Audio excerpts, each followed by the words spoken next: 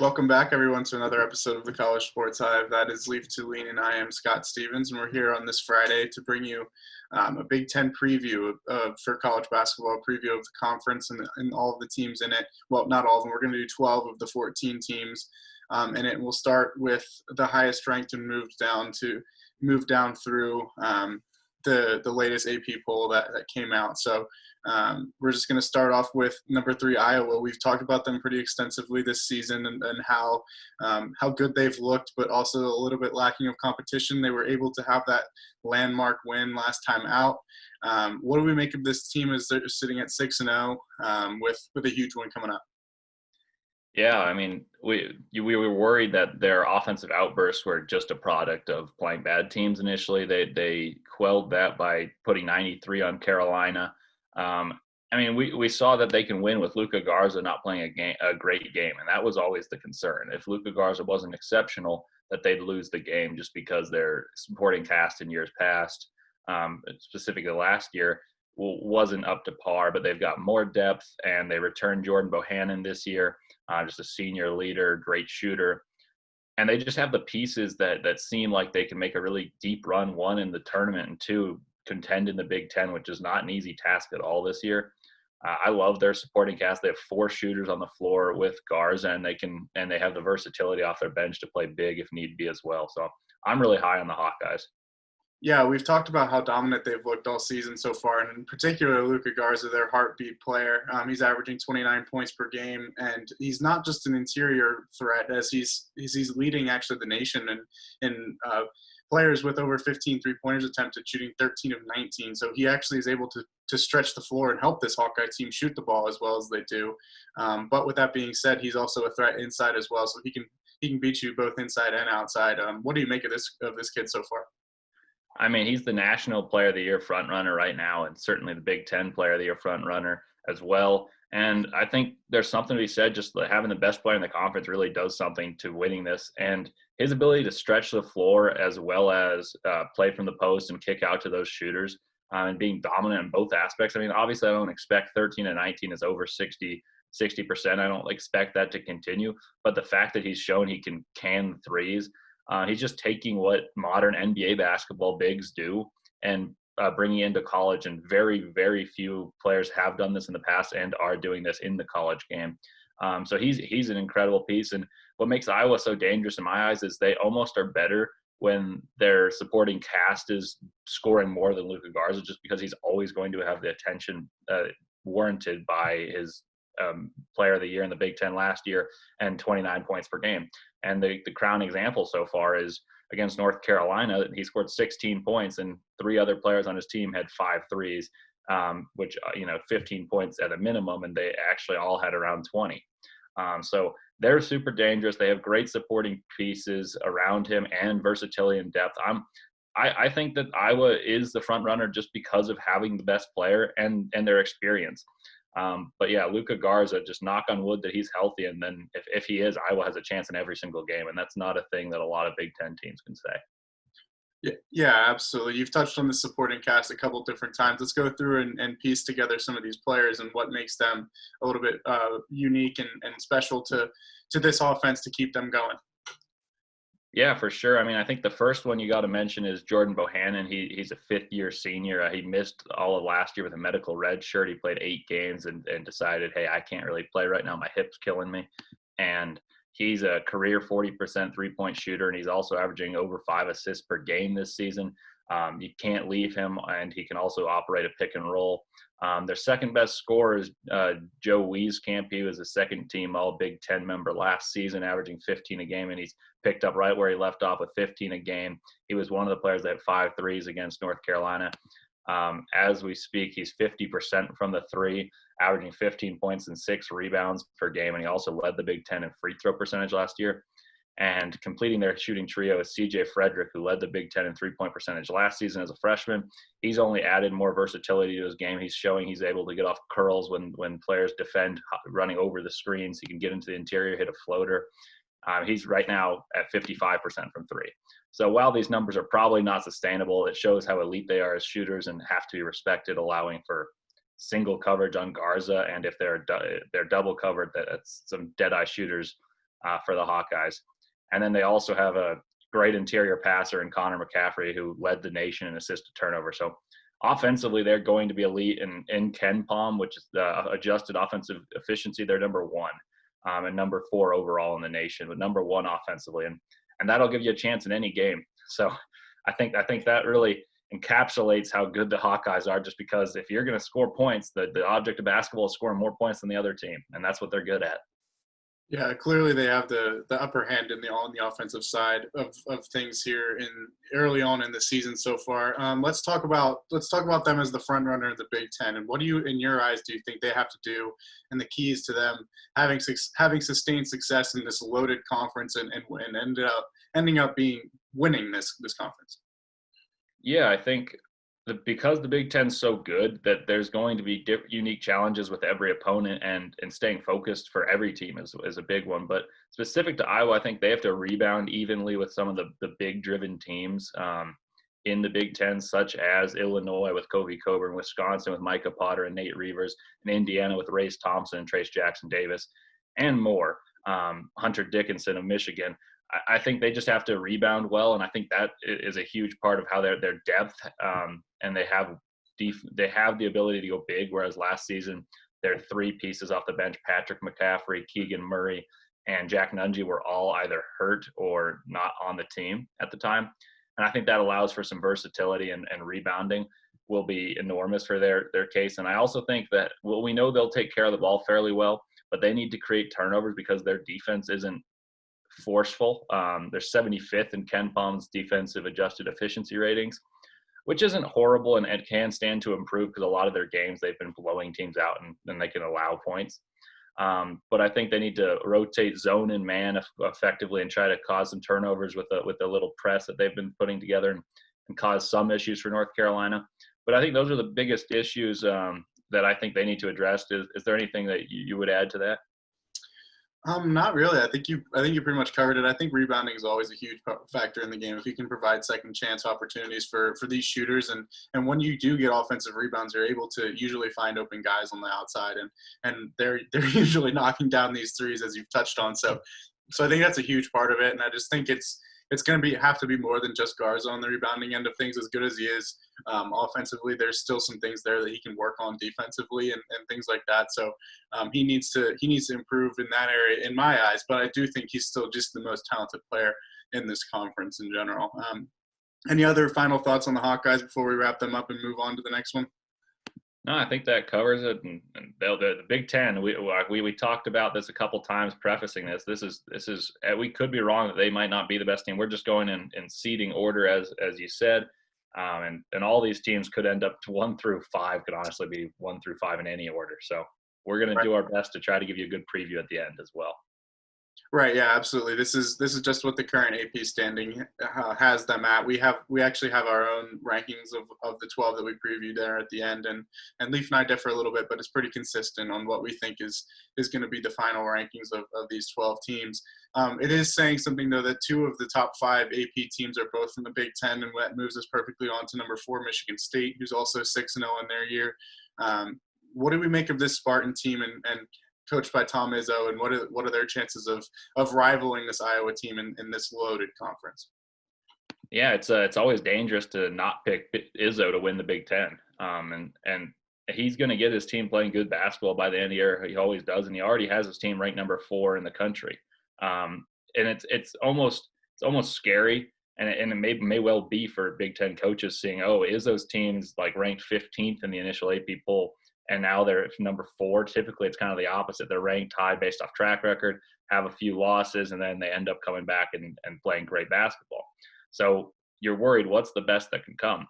And I think the best is yet to come for Michigan State. They're led by Rocket Watts, Joey Hauser, and Aaron Henry, a really interesting trio of players who are really versatile and all inheriting new roles, because they've all been role players before, but had the talent to be stars, and now they're getting the opportunity to coexist as stars with a great depth. And I think that's the name of the game for Michigan State is their depth. And Tom Izzo just has to find the right rotations and lineups to fit the puzzle, and Michigan State could be excellent.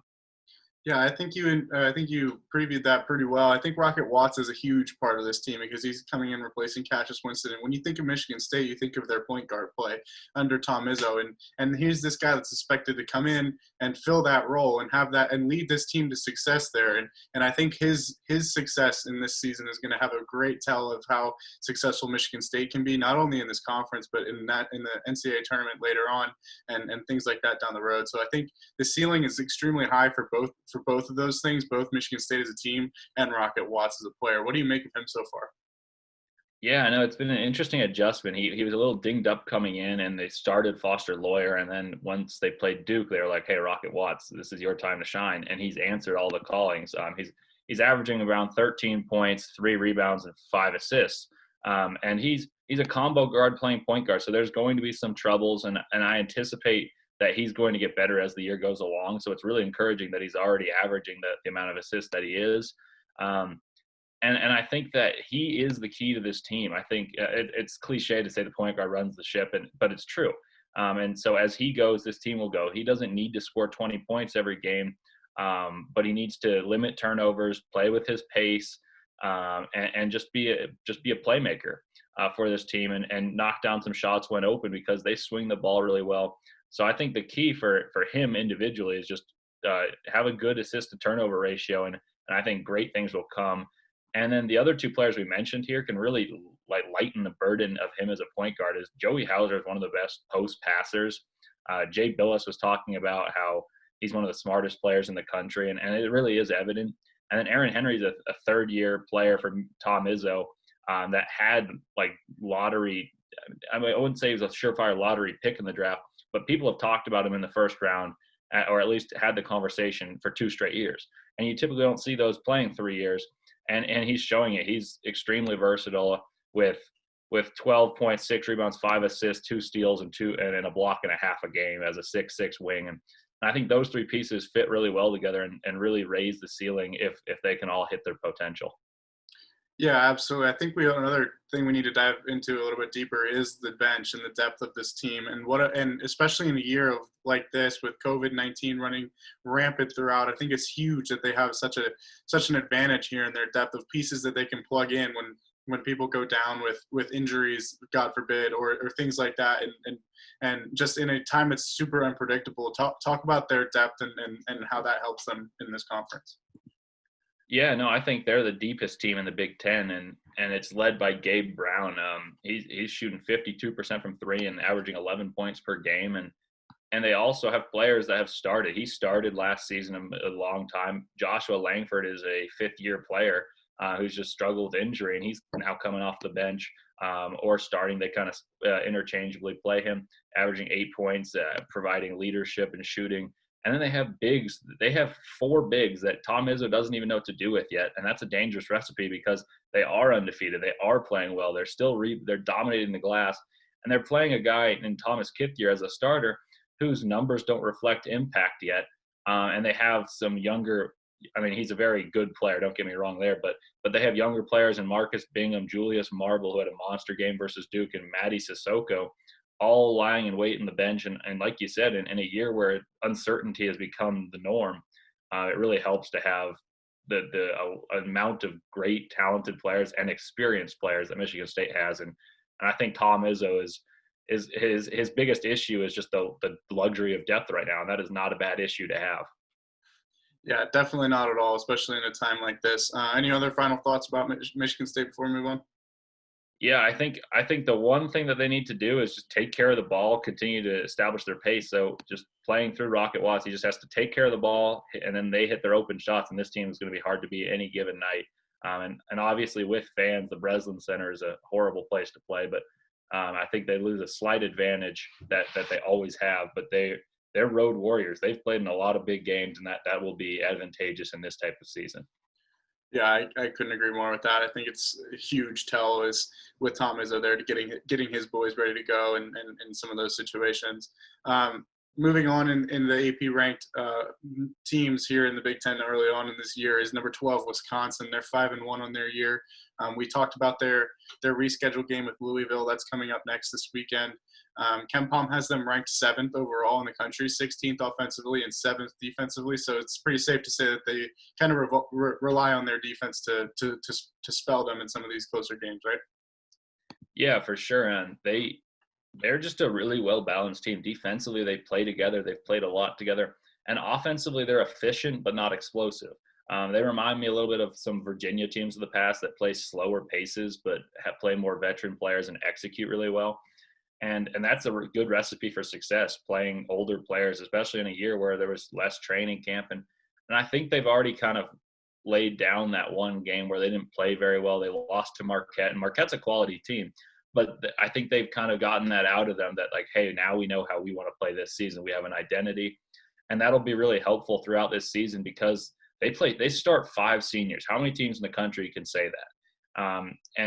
And obviously that there's talent is a thing, and maybe some of these guys weren't as highly recruited, but 5 seniors that led them to the first place title in the Big Ten last season, or a hold of it.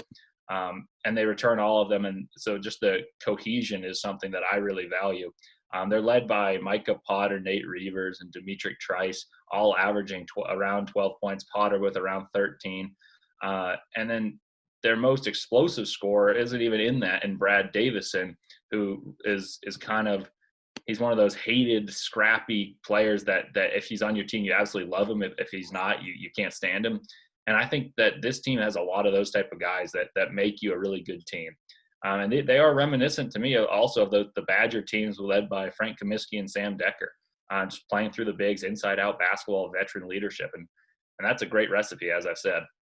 Yeah, I think continuity is a huge thing. We've talked about Kentucky's struggles early on in the year because they're playing five guys that are extremely talented, but they're also young and they don't have that continuity to kind of gel together and create that high-powered offense that a team like this Wisconsin team who's familiar with one another and things like that's able to do. So I think that's a huge part of their success early on so far in the year, and something that's going to be imperative that they continue so far to the rest of the way down the stretch. What has surprised you the most so far about this Wisconsin team? I think that their outside shooting so far has been incredible. They're shooting 40% from the 3 right now. And on paper, that was a concern of the team because they play a big lineup. I mean, Aleem Ford is their small forward, and he's naturally a power forward, and they're playing Micah Potter and Nate Reavers together as the 4 and 5, who are both naturally centers. So on paper, you would worry about their shooting and perimeter defense, and they're shooting 40% from 3 right now. So they're passing with flying colors. The perimeter defense has yet to be extremely tested. But I just trust that Greg Gard and company will figure out how to defend with the talent that they have on the inside, deterring shots around the rim, that they'll be able to run off shooters and play. So I think this Wisconsin team is only hitting their stride into the Big Ten season, which is really appropriate and dangerous for teams about to play them. What would you say is like one more thing that they need to continue to improve upon as this season goes along to really legitimize themselves as contenders in this conference? I think in the Big Ten especially, it's important to rebound. And they have 2 bigs that are really good rebounders, but they're only averaging 36 rebounds a game, which is relatively middling. And they have the capacity to be really good on the glass. So I think they need to maximize that ability. And I think that a pleasant surprise that I would think if they were able to continue at this pace would be their bench. They're playing kind of a 7-man rotation, so you really hope for health, obviously.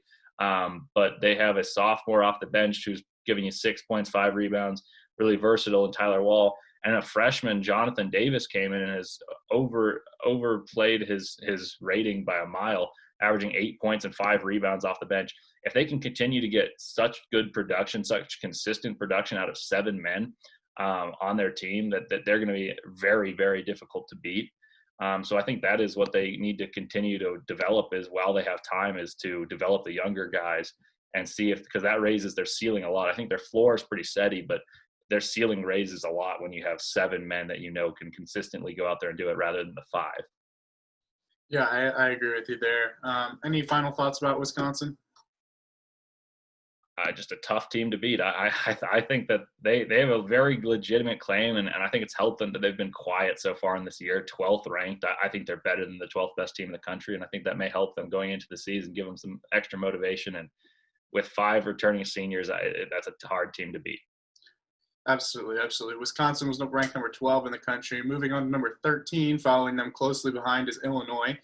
We've talked about them a couple times so far this year. We know they have the combo of Io DeSumo and Kofi Coburn, both tremendous players and have really good potential. I think when you break down this Illinois team, you have to ask the question: who else besides those two are going to be the ones that step up and provide some sparks, some offense, some defense for this team? Because I think if there's a weakness in that team, it's if one of these two guys has a bad night, who's going to be the guy that steps in and helps out?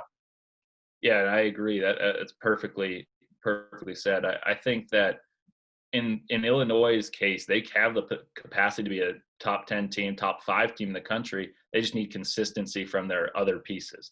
And the other pieces, aside from DeSumo and Coburn, are freshman Adam Miller, freshman Andre Curbelo, and 2 veterans in Trent Frazier, Georgie Bashashvili, and DeMonte Williams. And if 2 or 3 of those guys can play consistent games, and not every time, but if you can get 2 or 3 contributors each game outside of Io and Kofi, I think they're extremely good. And Brad Underwood's a really tough, gritty coach. And yeah, no, have any of those guys that of the outside contributors, aside from their dynamic duo of Io and Kofi, really impressed you or given you signs that they'll be better in Big Ten conference play? I think you have to look at Adam Miller. I mean, he's averaging almost 12 a game, couple rebounds, and he's shooting almost 40% from 3. So I think those are the stats that kind of stand out to me. Is a guy that can be that exterior shooter, knock down those big shots when you need them, and DeSumo might not be able to be that guy that can create his own shot on that one given possession. So I think things like that are huge. Adam Miller, Trent Frazier is another one that comes to mind. He's almost shooting 50% early on, so that's pretty impressive, and he adds in some more boards and assists. I just think there's some stretches that this team's going to go throughout their schedule that are going to be really hard for them, especially with such reliance upon those two guys in general. They play Iowa and Michigan State in back-to-back games, January 23rd and January 29th, as well as Wisconsin and Michigan, who are both ranked February 11th and February 16th. So I think you're gonna find out a lot about this team through some of those stretches and what just they're capable of. We've seen them play well so far this year, but they already do have 2 losses. So I think the ceiling is extremely high, like you touched on, but they need these guys to contribute through those stretches, or else they're going to find themselves near the bottom of some of this very loaded pack in the Big Ten. Yeah, no, I agree. I think that they have the most unsolved pieces. I think that we talk about the additional pieces of Iowa around Luka Garza just because Luka Garza is what he is, but those guys are proven. I think Iowa's got more pieces that have to prove themselves, but it could. Illinois has more pieces that have to prove themselves, and it could contribute to a higher ceiling, honestly, just because their defense is so good and their offense is still good. One that I really like, it just could be my preference for point guards. I think Andre Curbelo really elevates their team. I think he's really good even on ball and allows Io some rest, or just lack of 100% effort at all times with the ball and defensively. He's really good with Kofi. Comes off screens and gets in dunks and gets easy baskets for them with his quickness. I think as he develops, and he might have a rough awakening and initiation into Big Ten play with a lot of those veteran players because he's very small, and the physicality of the Big Ten could deter him. But as he develops, I think this Illinois team really develops as they go. And like you said, the shooting of Frazier and Miller is essential for this Illinois team because of the impact and the presence of Kofi on the interior and Io's ability to get into the interior. Yeah, it's going to be huge for Illinois to kind of prove themselves, and there's no better way to do that really than this weekend's game against Rutgers. They're number 19. Rutgers is number 19 in the AP poll, and I think this is a really big opportunity for both IO and Kofi to really show themselves, show what they're capable of. It's going to be a prime time matchup for that a lot of people are going to tune into because so far Rutgers has looked really good, and that transitions us beautifully into Rutgers now because they're our next team. In the Big Ten, ranked at number 19 so far. They're 5-0 on the year. We touched about that. We talked about this matchup with Illinois. Rutgers has really impressed me so far this season. What have you made of them so far? Yeah, no, I love Steve Peichel. Their head coach is just a gritty, tough guy, and he makes this team go. I think their identity is being tough, and that's always a good thing to be in such a difficult conference because if you out tough a team, you can win a game, even if you're not more skilled. And I think they can do that. And that said, they are skilled. Their identity is defensive, as you'd assume based off that description. They're 19th overall in Ken Palm, 48th offensively, and 11th defensively. That's an elite defense, and I think could even get better. And I've been extremely impressed with some individual play. I think offensively they're a little stagnant at times, but some of their individual players have played great, led by Ron Harper Jr. 23 points a game, 7 rebounds, 3 assists, and 50% from the three. While those numbers probably won't stand the test of time in the Big Ten, if he has those type of games occasionally, like he just opened up against Maryland and had 27, was the best player on the floor by a mile against a wing-driven team in Maryland. This Rutgers team could be legitimate because their defense is so good. They just need one of him, Jacob Young, Montez Mathis, and Geo Baker on the perimeter to have good games, and their defense can carry them. And I think that's a really good recipe for success because in the Big Ten especially, I believe that defense will win you games and occasionally just because of the competitiveness of it and how much these games mean to some of the programs. Yeah, absolutely. We talked about Harper Jr., Jacob Young, and Montez Mathis. These guys are all experienced as well, though. We talked about that with Wisconsin helping them. Mathis and Harper Jr. are both juniors, and then Young is a senior. I think that's going to be really imperative because we talked about Illinois, who has a rough stretch ahead of them. But listen to this schedule upcoming for the start of January and the end of December for this Rutgers team. They play Illinois this weekend. Then they have Ohio State. Then they play Purdue, and then they go to start January. They have Iowa, Michigan State, Ohio State, Penn State, and Wisconsin all in a row within the first 15 days of January. So I think this team's really going to – I don't think you're going to find a harder start to a conference schedule anywhere in the country than what they have to face to open things off. And I think if you can foreseeably get through that at maybe like I forget exactly how many games, but like a winning record by like 1, they're going to be pretty happy with that, in my opinion. Yeah, and I think even if you go 2-3 in those first 5 right there, you're still a legitimate contender in the Big Ten, and that's just a testament to how deep this conference is. And they very well could have a winning record in that. And I think that one player that we didn't talk about that is really key to them is their defensive anchor, Miles Johnson. He blocks a lot of shots. He's leading the Big 12 and Big 10 in blocks right now, 2.4 blocks per game. He averaged around 9 points, 9 rebounds. And he just brings this nasty streak to the court. He's a really good guy.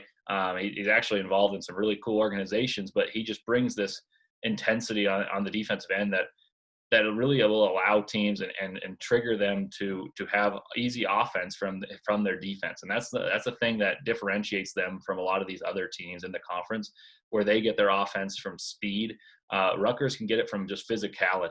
And I think that's something that we don't talk about enough is that their maturity and physicality can win games, and the way that they're coached by Steve Peichel plays perfectly into their individual skill sets. Yeah, exactly. I think you hit the nail on the head with their physicality. You kind of see that transpire into them. Ken Palm being ranked at 48th offensively. That's not necessarily fantastic, but it's okay. It's good. And then, but you really see that transpire in 11th defensively. I think that tells you exactly what you need to know about physicality and the way they play defense and get after it. You look at some of these teams that they've played, though. They have Maryland. They played Maryland in their first game of the Big Ten, and they beat them by 14. And I think Maryland's one of the better depth pieces in this conference. And then they also beat a little bit depleted Syracuse team by 10, but still were able to get that job done. So that's 2 big wins, and looking good doing so for this Rutgers team early on. I think the ceiling is incredibly high.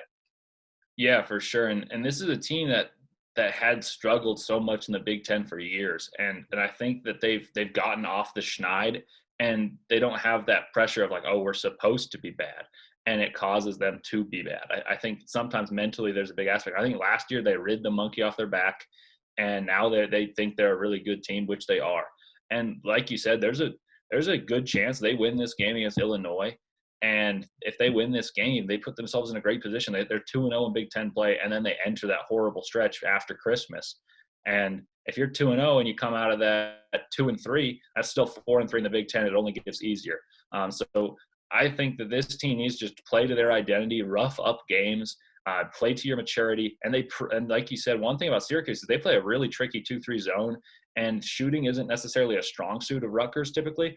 And they've shot their way through that game and won pretty handily.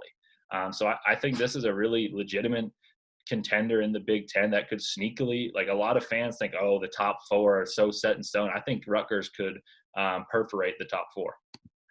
Absolutely. And I think a team that might, on the opposite end of that spectrum, that might have be at their ceiling currently is kind of this Ohio State team right now, ranked at number 20.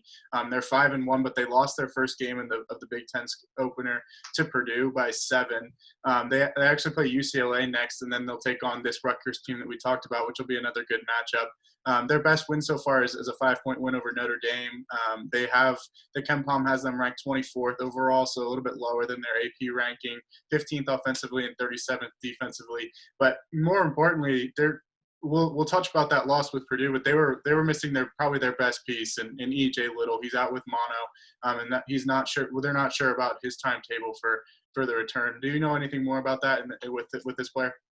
No, I watched a little bit of that Purdue game, and his absence was really pivotal. And I think that if he were to come back shortly, that they're a really good team in the Big Ten and the grand scheme of things. But like you said, if he's out for a while, I think that this 20th ranking is about their ceiling. And he's just super pivotal due to his versatility and size. In a conference driven by bigs, having a guy who is 6'8", really good vertically and can shoot is humongous. And his loss, I can't think of a more important player other than Luka Garza, Marcus Carr. I would assume than EJ Liddell to a team. So I agree with you. I think that's a huge distinction and might very much hurt the Buckeyes. Yeah, you talked about Little's length, but it's very imperative to this entire team is their length. But it's kind of in a weird way. Their center their labeled center is Zed Key. He's only 6'8". He averages only 6.5 points per game and only 5 rebounds per game. But then you look at things and you hear that and you're just like, oh, that's kind of short for a center.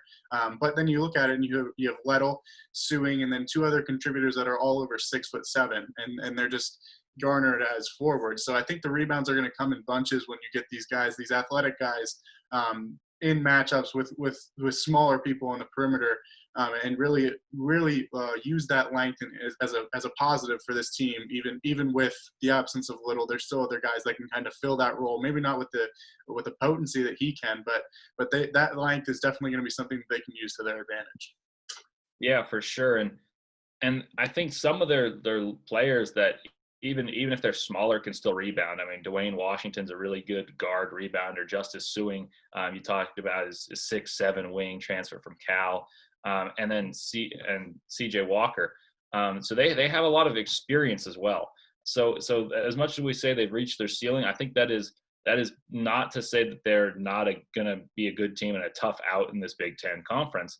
It's just that they don't have as much room to grow as some other teams, and I think that can win them some games, but also down the stretch, it may lose them from ranking spots just due to their known commodity, and their best player probably in E.J. Liddell is out for a little bit. We don't know how long, but mono is not exactly something you can say, oh, it's a sprained ankle, he's going to miss 2 games and come back and struggle for the next 2 and then be back to himself. You don't know the after effects and how much that his presence affects the team, because at this point he has been their best player. So they're going to have to form a new identity, and playing teams like Rutgers early on, Purdue early on, as they already did. They're going to have some really good coaching from Chris Holtmann, and I'm sure he can provide that. But it is a unique challenge, especially in the Big Ten, where it's going to be very hard to make up ground. Yeah, absolutely. They don't really play the top dogs in Iowa or Michigan State until later on in January. That's the 29th, and February 3rd actually is when they play Iowa, I believe. And so you look at this and you say, oh yeah, Little has a chance to get healthy for those games. But then you look at it, and this conference is so deep that they can lose to pretty much anybody without him there. And so that if that's the case, then they're really struggling for some added pieces. I think an interesting part to this team is their 3-point shooting. They're only shooting 33% as a team. Only is not the right word, but that's respectable. But I think that's going to need to increase a little bit as they move on throughout their Big Ten play. How about you? Yeah, no, I think in all of these instances where they play through bigs, 3-point shooting is paramount to allow for the bigs to go to work without clogged lanes. And I think C.J. Walker and Dwayne Washington really have to shoot well for this team. I think the one thing I will say about this team, as we've talked about their ceiling being fairly low, is I think that they'll be good in close games just because their guards have been there and they shoot free throws pretty well. If, for instance, very well, and in the case of Dwayne Washington at 90, I'm mistaken here somehow. C.J. Walker is 97 from the line. I believe Dwayne Washington's around 90% for the season as well. So I misread. I apologize. But yeah, no, they're going to be good in close games. They already pulled out a tough one against Notre Dame, and I think they know their identity, which is going to help them. I just worry that the loss of Liddell is going to cause them to fall behind in the conference and maybe lose some of their just swagger on the court after a big brand to fall to 1-3 in conference, which is very conceivable, and then have to play the top dogs, as you said. It's a tough task, and I hope that he's able to come back and this team is able to stay afloat without him. Absolutely. We talked about that Ohio State team kind of playing to their potential at this point in time. I think a team that still has room to grow, and Ken Palm says the same in their rankings, is number 25 Michigan. They're the final top 25 team in the AP poll for the Big Ten. They're 6-0 so far in the year, but Ken Palm has them ranked 15th overall and 7th offensively. So they know what to do on the offensive side of things for this squad. How have you been impressed by Michigan so far this year?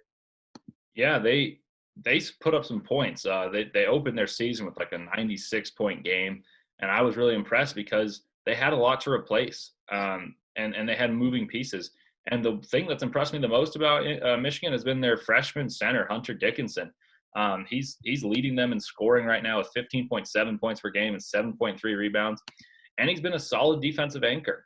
And that surprised me a little bit. He was a touted recruit out of DeMatha High, which is, home to so many good basketball players, most notably recently Markelle Fultz. But I'm just really impressed that their pieces in Franz Wagner and Isaiah Livers, you know what you're going to get out of them. Those are all Big Ten caliber players. And they've taken a back seat to this freshman, and it raised their ceiling so much in my eyes that they're a really, really talented team. And I do believe that some of their issues stem from lack of identity. But if you find a freshman who's able to do that so early in the season, it helps you find an identity. Yeah, absolutely. How do you think their guard play is going to really determine what they're able to accomplish so far this year? I think their guard play is obviously very important. I harp on that a lot, but they have quality guards. They just don't know who they are yet because both are score first players trying to play point guard. Eli Brooks had played shooting guard next to Xavier Simpson for the past couple years. He's averaging 10 points a game and 4 assists.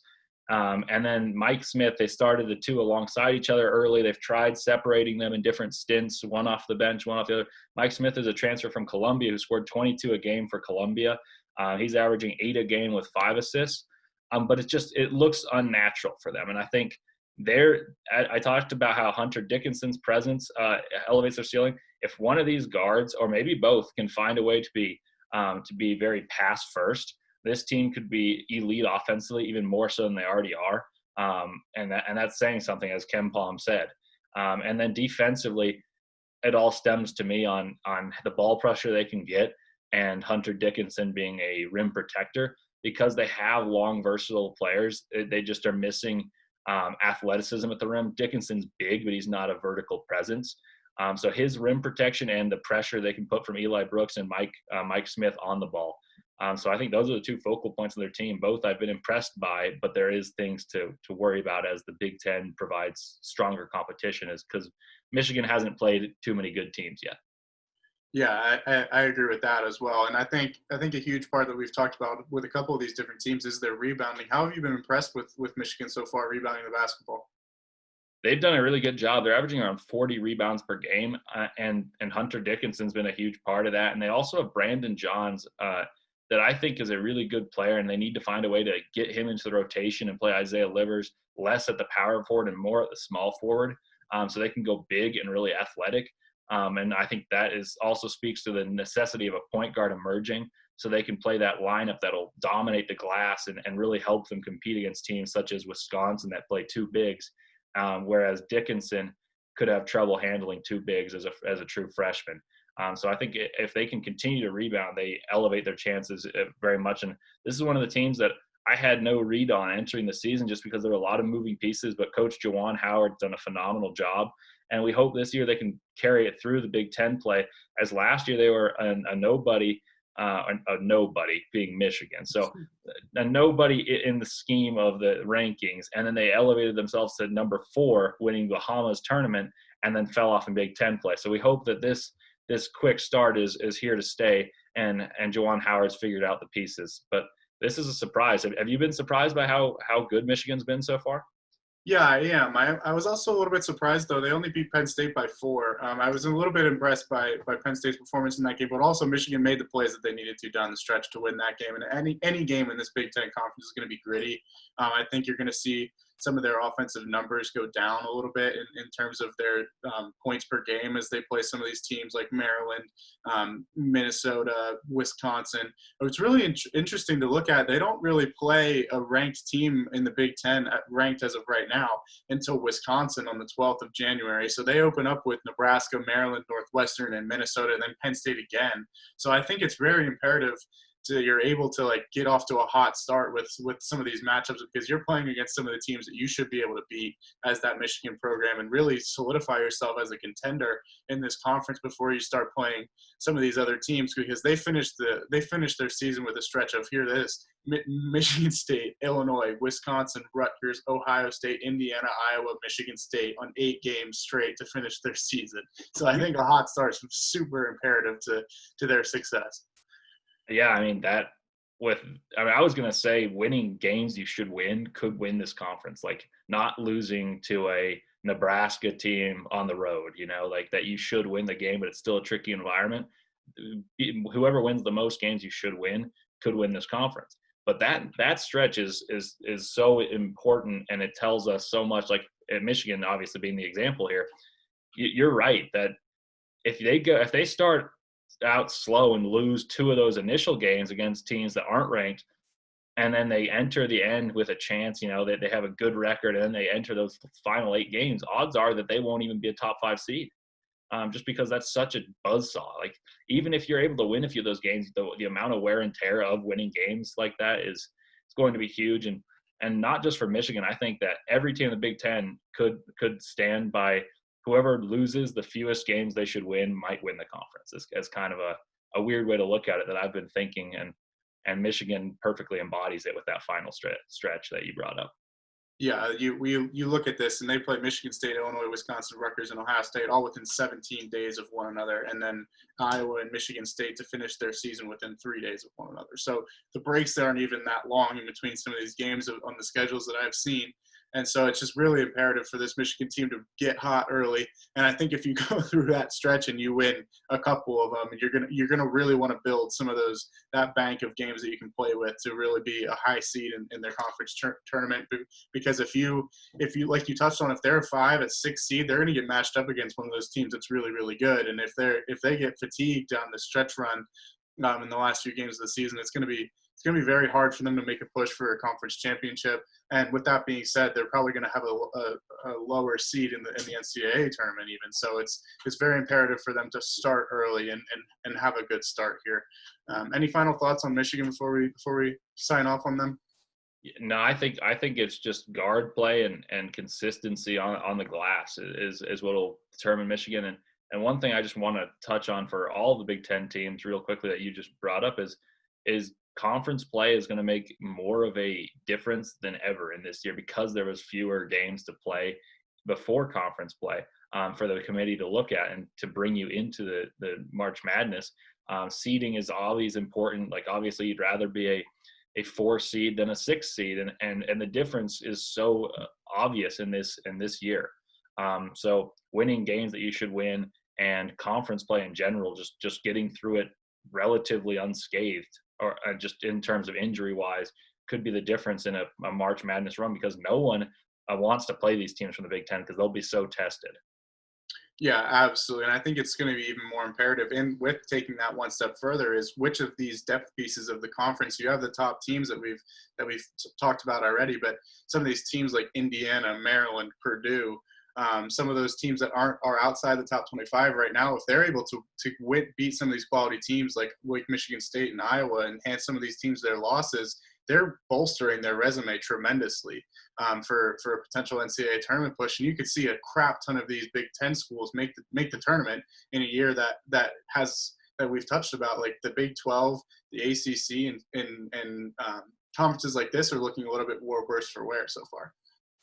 Yeah, for sure. And getting out of the Big 10 is going to get you into the tournament. Like, I truly believe all 12 teams we're previewing this in the Big 10 have a good chance of making the tournament, and that's terrifying for anyone who has to play them. Yeah, absolutely. With that being said, let's talk about one of those depth pieces in the Big Ten, and we'll move on to Indiana. They're 4-2 so far in their year. You talked about them early on in some of our previews. You were high on this team coming in. Do you think they've performed sort of to your expectations so far this year? I think they've played a tough schedule, and so I think the 4-2 reflects them poorly. But the teams they've lost to have been good teams. They lost to Florida State and Texas, and both of whom are ranked in the top 15. So those are good losses. Indiana themselves are 16th in KenPom overall, 42nd offensively and 10th defensively. And I think, like Rutgers, their identity is defensive, and it's reflected in those statistics, and it's just how efficient they can be offensively that'll determine how good they are. And again, for instance, you talked about how you love Texas's defense, and the game that I think must have swayed you as it did me was Indiana. They absolutely locked up Indiana. So I think that was a game that told Indiana, this is your identity, this is what you have to get better at. And as they get better on offense, they can beat any team in this conference, because Trayce Jackson-Davis is an amazing player. I think he's an All-American candidate, not only Big Ten first-team candidate, but an All-American candidate. He's averaging 21 points, 9 rebounds. And they have other pieces, but it's just who can perform outside of him consistently and hit perimeter shots. And if they do that, this Indiana team, in my eyes, is a top 15 team in the country. They just have to do that consistently, and that is the question: who can do that in Big Ten play? Yeah, absolutely. What would you say are some added keys to their performances so far, and allowing them to kind of be on this fringe top 25 team, probably deserving of a top 25 ranking once they start winning some of the games they should win in the Big Ten? I think first and foremost is 3-point shooting. They're only shooting 32%, and I think they need to elevate that because of all the emphasis that Trayce Jackson-Davis and Race Thompson bring on the inside, that it should allow open shots. And I've watched, I think, 4 games Indiana's played so far this season, all against good teams, but they've gotten good shots. They run the offense well that Archie Miller runs. They run a high-low to get Trayce Jackson-Davis seals, get some dunks. Race Thompson's really a good athlete. But they just need to hit some open threes. And Armand Franklin and Al Durham, Rob Finney, some veteran guards just have to hit the threes. And then in terms of shooting, one thing I think is very important for Indiana is both this year and last year, they were elite, like top 10 in the country at getting to the free throw line, and they just don't shoot free throws very well. And that's just leaving points on the table, and points on the table in any game in the Big Ten could amount to a significant drop in standings in the Big Ten, because games mean so much due to the depth of this conference. So I think just shooting and then taking care of the ball, because they force turnovers, they force a lot of bad shots, but you can't be giving teams runouts when your defense in the set defense is so good. You can't allow yourself to compromise that and just give up dunks. And I think that is something they did against Texas. Credit to Texas in that game, but that is worrisome to me. And if you can eliminate a lot of those run out turnovers and shoot a little bit from the free throw line, Indiana could be a really good team. And I said that I'm high on them, and I still remain high on them in this season. Yeah, I think one other thing I'll take a little bit further is they need to limit their turnovers. They're averaging 12.8 turnovers a game, so almost 13, and you're just kind of handing other teams the opportunities at that point when you're turning the ball over. So I think that's a big thing for Indiana to kind of clean up in some of these games where they should beat some of these teams in the start of their Big Ten schedule coming in. And let's talk about another depth piece now in the Big Ten, and that is Purdue. They're 5-2, and they've won their first game in Big Ten play. Ken Palm has them ranked 31st overall, 31st on offense and 33rd on defense. So pretty consistently even on both sides of things here. What do you make of this Purdue team so far, and what do you think their potential ceiling could be? Yeah, they're an interesting piece just because they're consistent, but I don't think they've reached their ceiling. So, which is a scary thought for Big Ten because that's a good team right there. I think that they're just going to be really reliant on the production of shooting. I think that Travion Williams is phenomenal against Ohio State. They played a great game and battled the bigs of Ohio State that they have a lot of them even without EJ Liddell. He's averaging 14 points, 10 rebounds, and 3 assists. And his last few games, he's been nearly getting triple doubles with assists. In fact, he did have a triple double with points, rebounds, assists. So he's huge. His development as a passer really is enormous because they can play inside out. And then they have incredible depth. They might have the best depth in the conference aside from Michigan State. That some of them are unproven, so that's why I say Michigan State might be better in terms of depth. But they have 10 players who play consistently that average more than 13 minutes per game, and they easily could be 6-1. They blew a 20-point lead against Miami in the ACC Big Ten Challenge.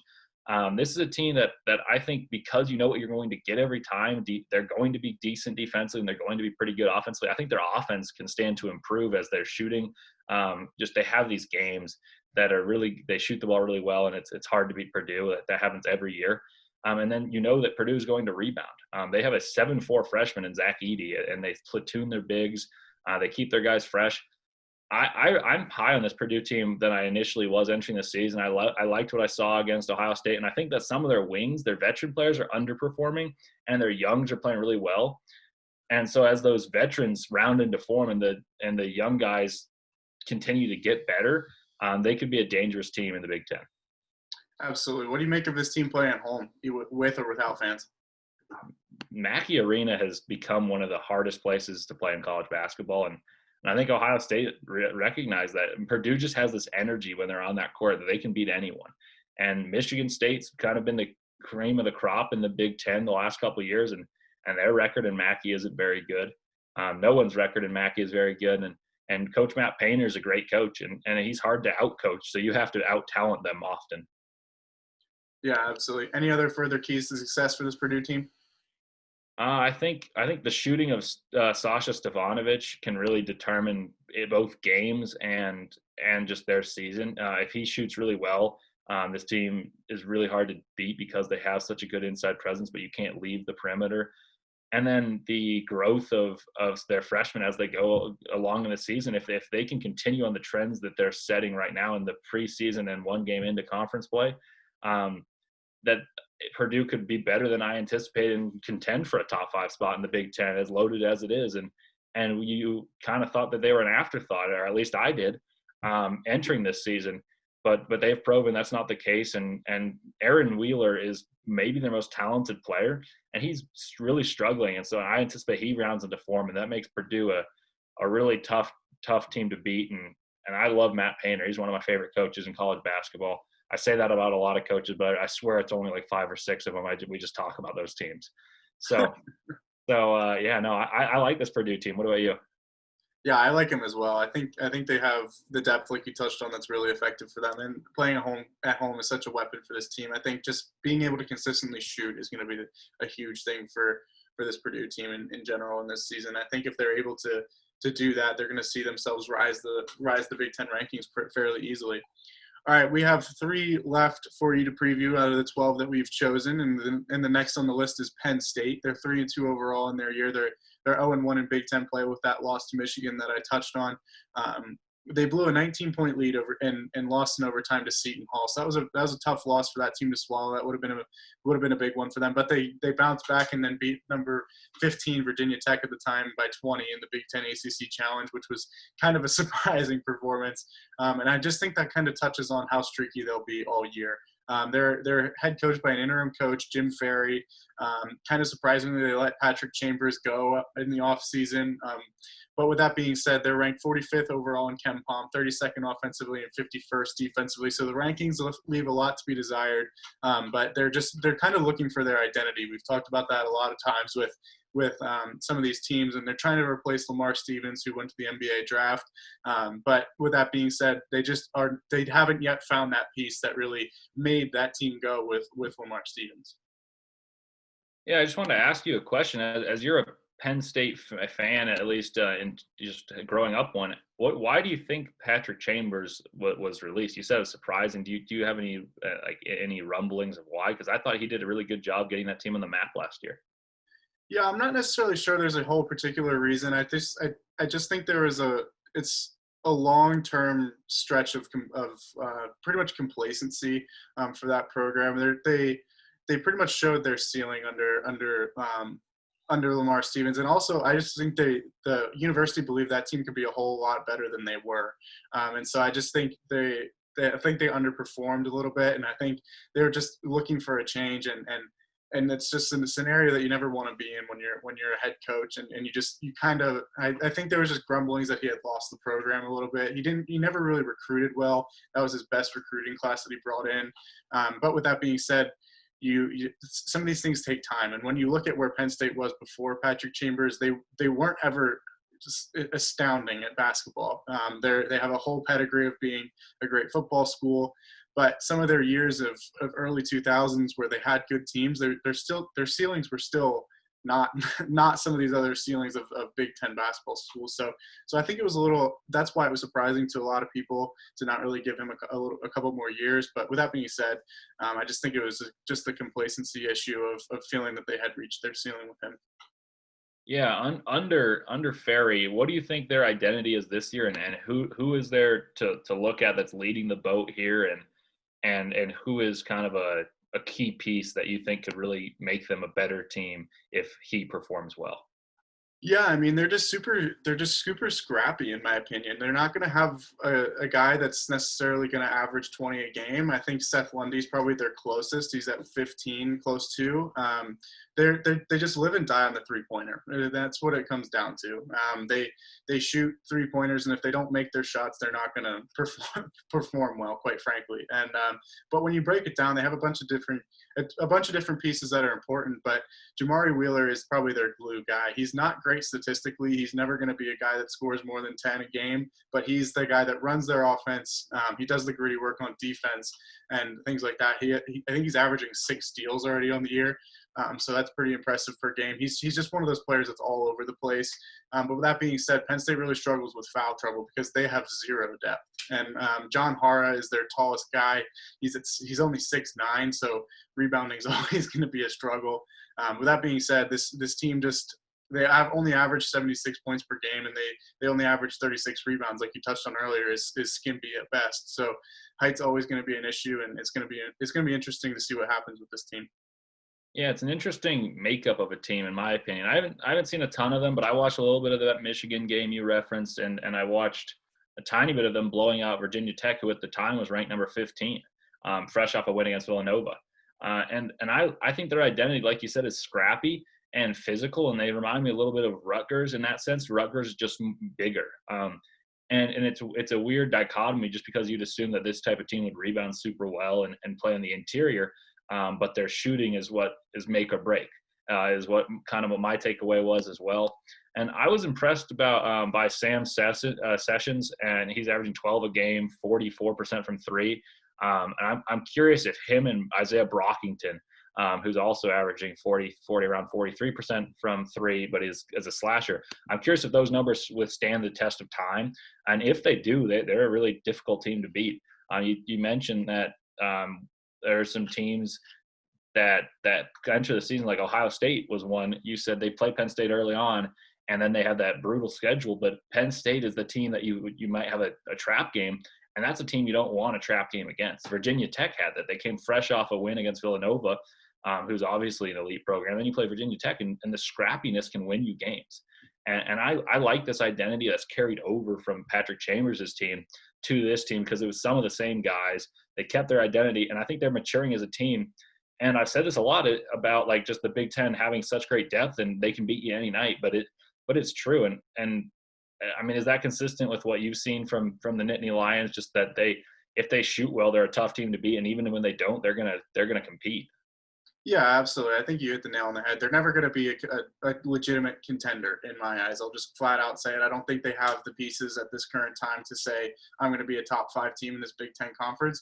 But with that being said, I do think they can rise up and beat anyone at any given day if they knock down their shots, if they rebound the ball at even a decent clip. But with this being said, they've looked bad down the stretch in some of these games early on in the year. They've had really poor decision making down the stretch. They in that blown lead to Seton Hall, they took horrible shots both in overtime and in the final minutes of regulation. So there's a lot of room to grow, and I just think that a lot of that's the coaching change and things like that, and just not necessarily having the discipline that they need.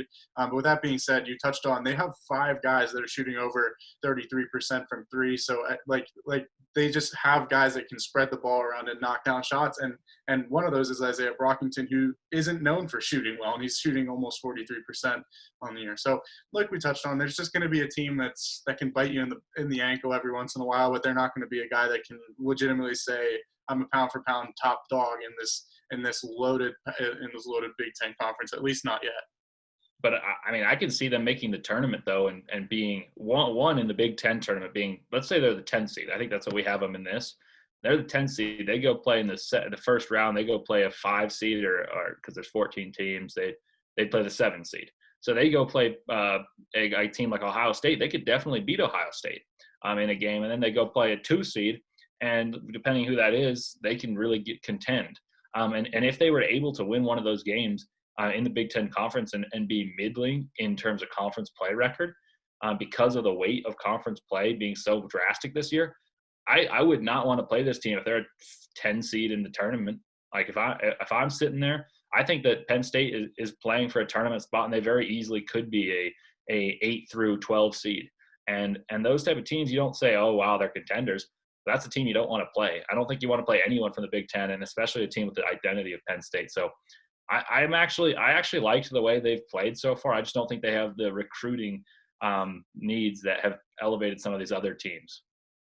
Yeah, I think you hit the nail on the head there too. I do think they're a potential NCAA tournament team. The KenPom has them ranked at 45 overall, so that would get them in with that ranking. But with that being said, I just think there's a lot of these scenarios that have to play out the right way, because they're another team that needs to beat people. Like, they need to win these games against like teams like Northwestern, Maryland, Minnesota, some of these teams that are in the depth part of this conference, and then win a few over the top dogs and really say, yeah, we are this team that can beat anyone, so give us a shot. But with that being said, there's sometimes where they just look flat out bad, and they'll drop a game to someone that they have no business losing to. So with that being said, I think streakiness is going to be a huge factor in this, and if they get hot at the right time, they could have a good performance later on in the seasons. But with that being said, I don't know if that's sustainable in my opinion. So that's pretty much all I've got on Penn State. I think like we said, I think they're a fringe NCAA tournament team, but yeah. So this is weird for me taking over the reins and talking about a team more than you are, because I am from Pennsylvania. My family loves Penn State. I since moved out to Utah, so tides have shifted, but it's still in my blood to pull for Penn State. So I just thought I could chime in, and I love how you just took the reins and started asking me stuff. Yeah, I wanted to. I mean, you've watched more of them. I'm a total junkie. If you guys haven't seen, I watch way too much college basketball. I mean, what else better is there to do in coronavirus times, in my eyes? But I wasn't too familiar, and I know you know your Nittany Lions well, so I thought I'd hop in and surprise you there. I loved it. Loved it for sure. All right, let's talk Maryland though. They're 4-2 in the year. They dropped their first Big Ten game as well. What do you make of this Maryland team, and where do you see them kind of in relation to some of these other teams that are the deeper aspects of this conference, which make it so great, because they still are ranked at 51st overall in KenPom, which they take the top 67, 8 teams now for the NCAA tournament. Yeah, I mean, this team is definitely a team that can make the tournament and beat a team. They're similar to Penn State in that aspect in my eyes, and they're similar in the same sense that they don't have a big guy on their team. They do have Cole Marial, who is highly recruited and he's huge, but he's just not playing. So of their players playing a lot of minutes, that they typically the tallest player they run out there is 6'9". And often they run a lineup with guys 6'5" to 6'8", just everyone. And it's interesting to me how they're going to score and how they're going to be consistent with their identity, because sometimes they play that small ball, and then sometimes they try to play big and match, and they just haven't found an identity after losing Anthony Cowan, who is a third team, consistently a Big 10 team member, and they lost the number 10 pick, third team All-American Jalen Smith, who was a double machine. And they haven't found their identity, but I do like their pieces. I mean, Eric Ayala has gotten a ton better. He's averaging 13.2 points per game, 3 rebounds, 3 assists. Dante Scott's also gotten a ton better, 13 points, 7.2 rebounds, big body. He's like 6'7", 230. And right now he's shooting an unsustainable 61% from 3, but he's added that to his game. That wasn't there prior. So he's really improved and taken the reins, but I have been disappointed by probably their 2 most talented players, and Aaron Wiggins, who was the 6th man of the year in the Big Ten last season, who's averaging 9 points a game, and Daryl Morcell, his game he's very athletic and very strong, a very good defender. He can hit open shots. He hit the game winner that broke my heart in a bet against Minnesota last year. Had to bring that in there. I love Daryl Morcell, but I haven't seen it from those 2 yet. I think they need to take a step forward if they want to compete in this conference, and really make noise, because they have talent. It just hasn't fit into pieces. Is that consistent with what you've seen as well?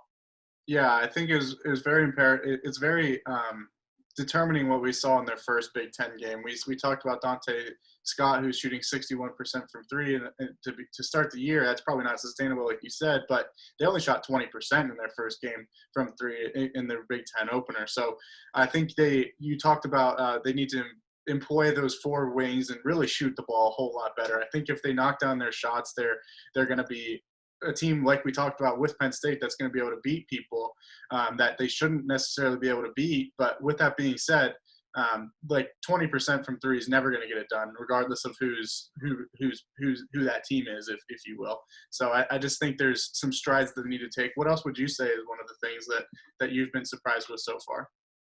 Yeah, no, I think that they, like you said, the 20% was never going to win, but they haven't shot well overall, and they haven't played very good competition. So that's worried me a little bit. I think that they need to – rebounding will be a worry, because under Mark Turgeon, the head coach of Maryland, they always rebound well. And in past, it was Jalen Smith. The year before that was Bruno Fernando and Jalen Smith. And if I remember correctly, they've been top 3 in rebounding in the conference for 5 straight years.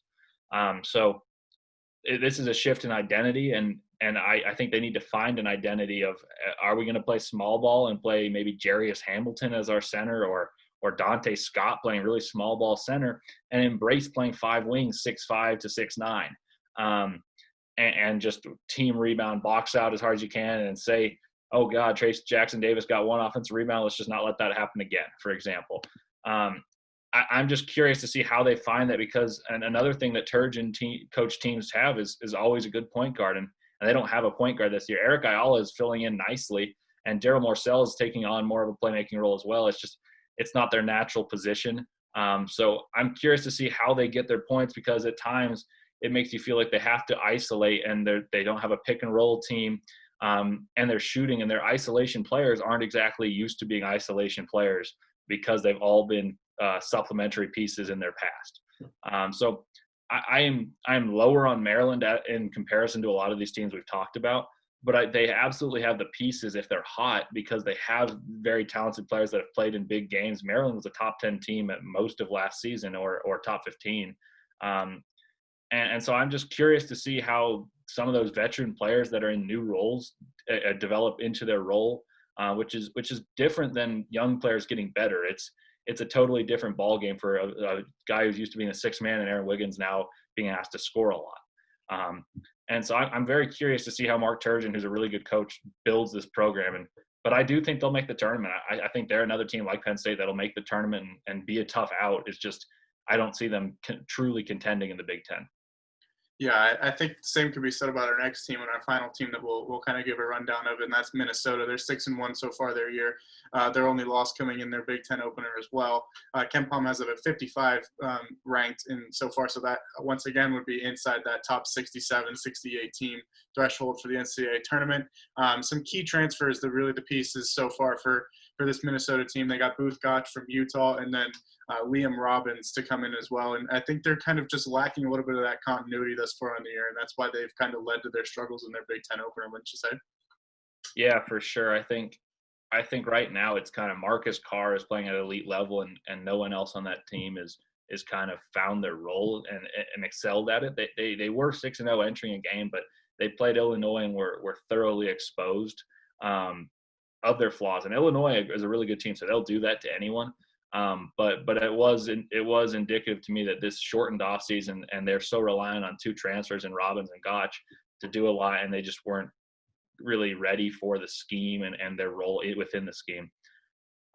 What do you think that, like Gotch in specific, because we do attend Utah, what do you think he can bring to this team that could lift them from this kind of last spot that we think can make it to a spot that you think is more respectable in the Big Ten?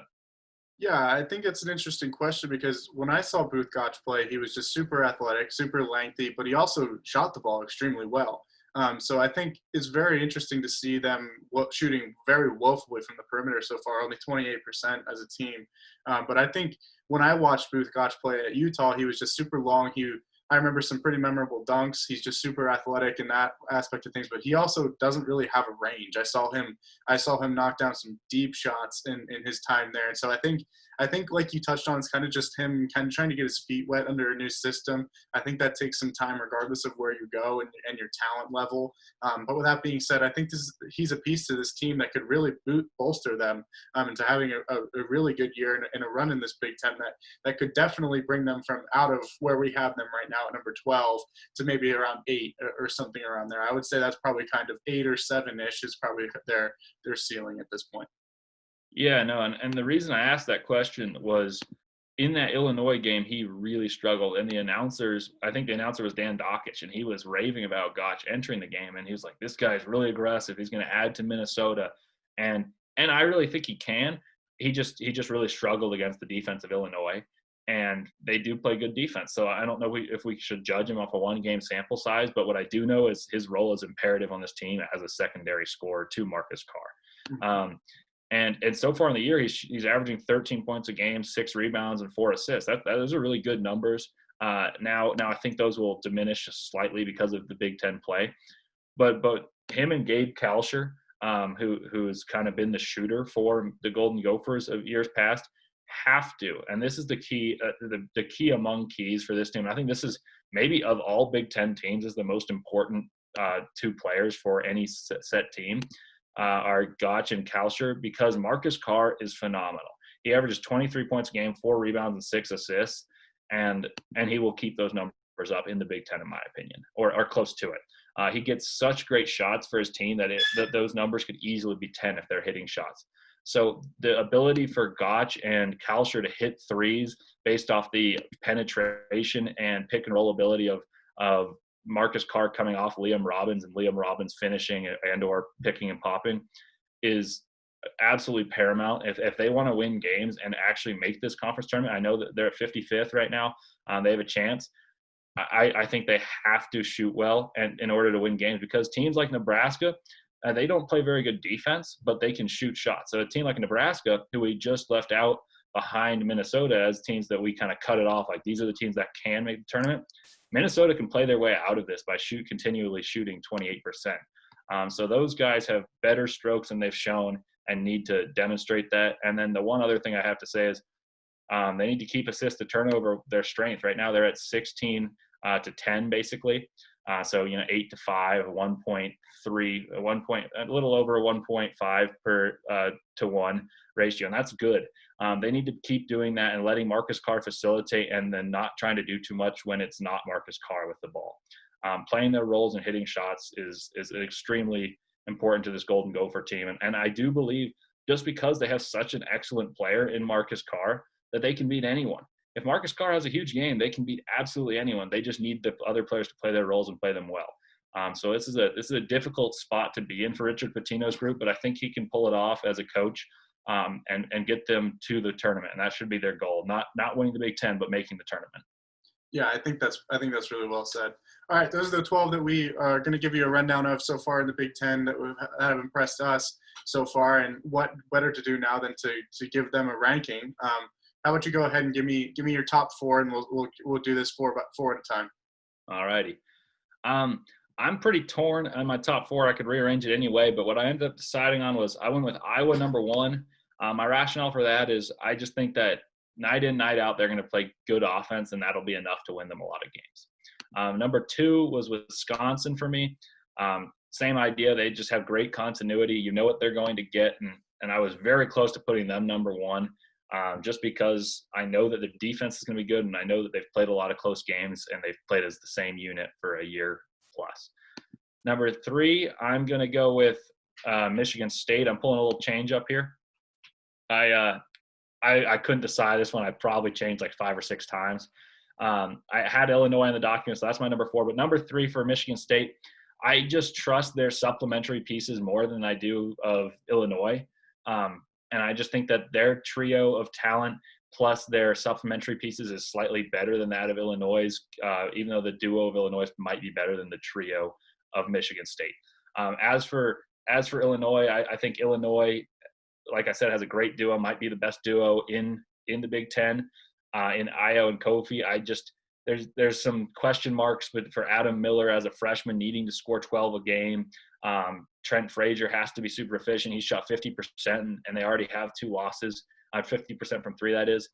I just think that there's some question marks as the competition level raises, and they've played good competition, so they'll be well acclimated to it.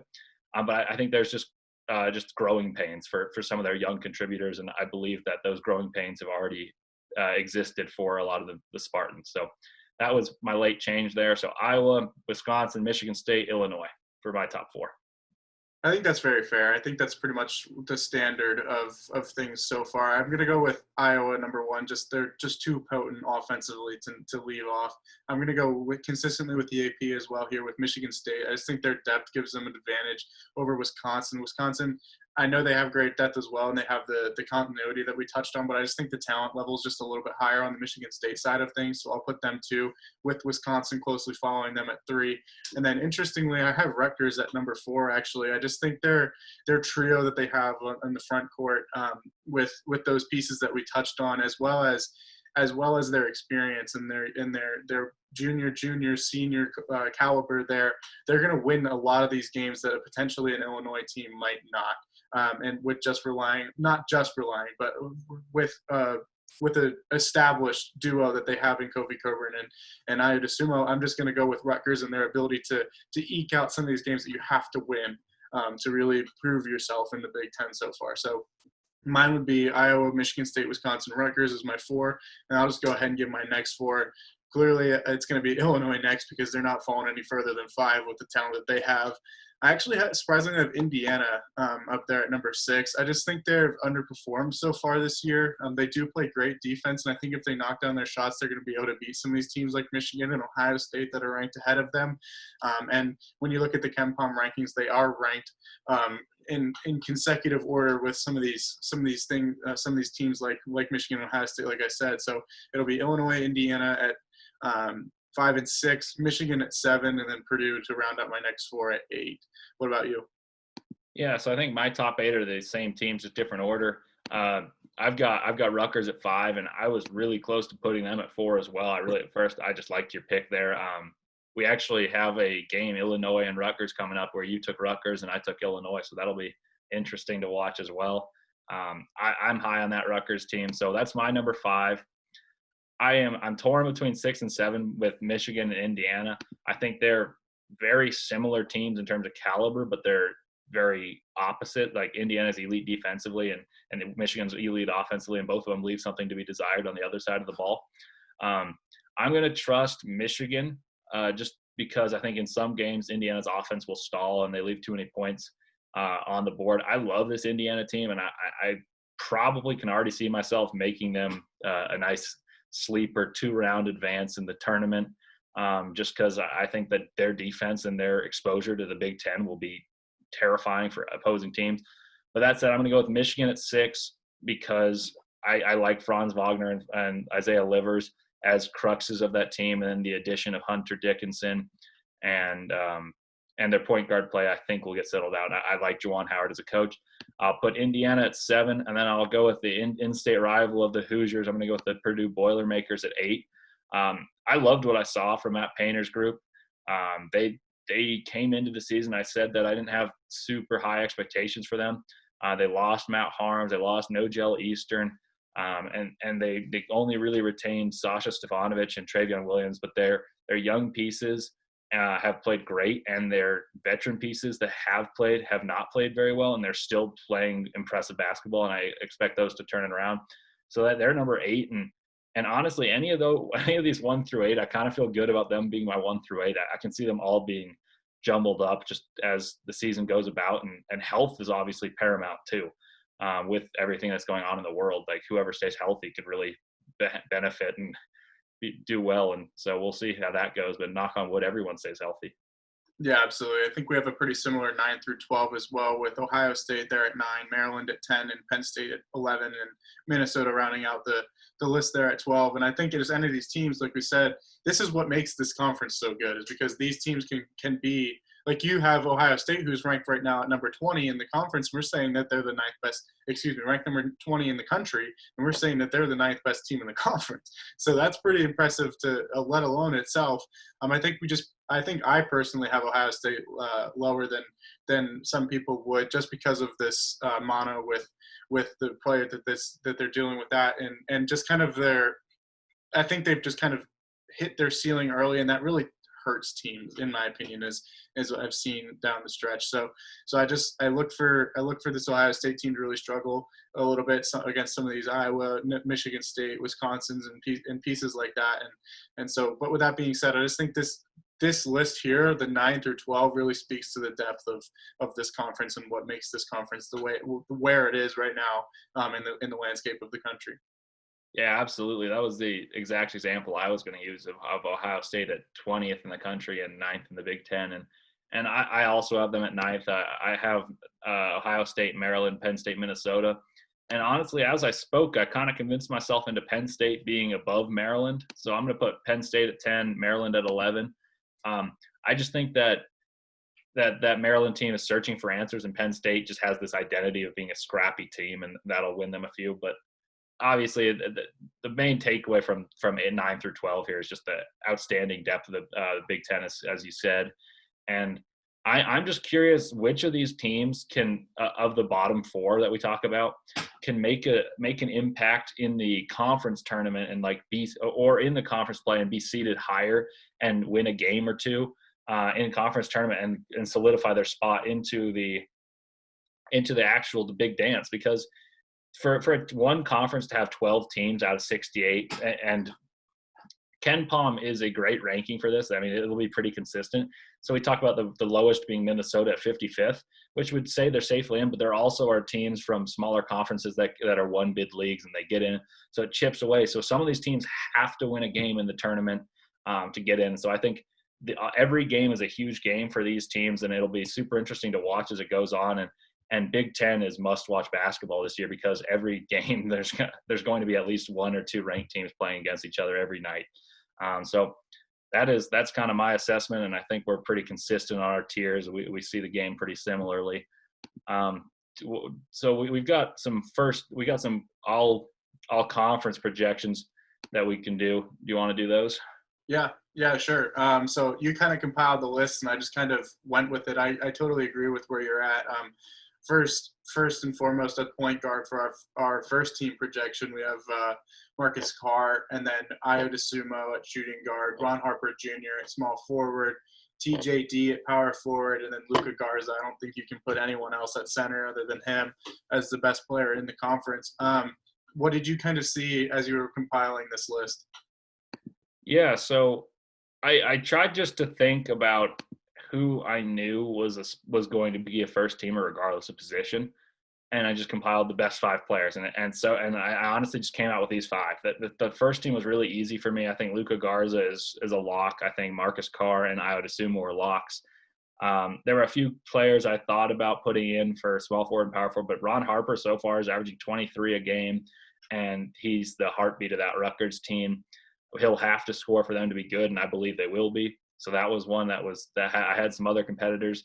And then as for power forward, I've said that Trace Jackson Davis is an All-American candidate, so I really think that he should be first team All Big Ten. And I saw him play Stanford and put up 31 and 10 and a few other games. Florida State 25 and 17.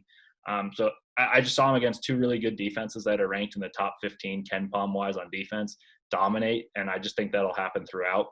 So that was my kind of thinking there. And the second team definitely was more of a struggle to compile, but I feel confident about it. Yeah, take us through it. All righty. So point guard, I'm going to go with Rocket Watts. I have a slash for Demetric Trice of Wisconsin just for success of a team, but I think Rocket Watts will average more points and have more usage, so he'll get more assists as well. And I think Michigan State will be on a similar level, if not just as good, maybe even better than Wisconsin. So the winning factor doesn't change there. So I'm going to go with Rocket Watts at point guard. I've got shooting guard. I got Joe Wieskamp of Iowa. I just think that 15.6 rebounds and playing on a really good team is hard to leave off. I was close to putting Franz Wagner of Michigan in there, but I think Wieskamp is going to be on a better team and might actually put up better stats as well. At small forward, I've got Aaron Henry of Michigan State. I think that he's kind of the same idea. He's just a gadget player, and he's on a really good basketball team. So if he were to continue his stats, which I really think will, I took a lot of players that I think will have the same stats that they've had in the preseason based off the competition they've played into the Big Ten season, if not elevate. And Aaron Henry is one of those guys I feel confident about him. He's averaging 12.6 rebounds, 5 assists, 2 steals. I think he can do that and do that consistently. Power forward, the second team power forward was impossible. I ended up going with Travion Williams.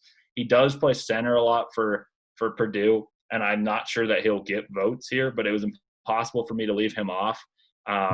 I think that he's going to continue to average more assists, and that'll make him an even better player, averaging around 14 points a game, 10 rebounds, and then adding more assists to the 3 he already averages, and being the best player on that team is really important. And then at center, the reason I didn't put him at center is I think Kofi Coburn is just such a polarizing player. He's going to be top 5 in blocks, I can almost guarantee. He's averaging 16 and 9 right now, and I think he's only going to get better as he's understanding basketball better and better, and the emergence of Andre Curbelo is going to get him more and more dunks. So those are that's my second team, and I just have a few shout-outs of guys that I wanted to put on, but I couldn't. I had Joey Hauser of Michigan State, Nate Reavers of Wisconsin, Micah Potter of Wisconsin, Demetric Trice of Wisconsin. I also had I'm missing one. And I thought that Hunter Dickinson could get some frontline headlines, but I'll have him as my freshman player of the year. Player of the year, Luka Garza, and defensive player of the year, Miles Johnson of Rutgers. So what do you think of that? Am I missing anyone? No, I think you wrapped it up beautifully there. I think this is what's going to happen now. You've spoken it into it actually happening. I don't think anyone watches the Big Ten the way you do, or college basketball. So there's no one else better to offer these postseason awards. But yeah, I just think player of the year for the Big Ten conference is pretty much locked up already with Luka Garza, just in case, barring a complete collapse in his performances. But I don't see that happening anytime soon. I'm knocking on wood right there. Yeah. So yeah, I agree with your rankings here, and I think we've done a pretty good job of previewing what this Big Ten conference is capable of. And just a quick shout out to both Northwestern and Nebraska. Those are the other 2 teams in the Big Ten that we left out. They would be our 13 and 14.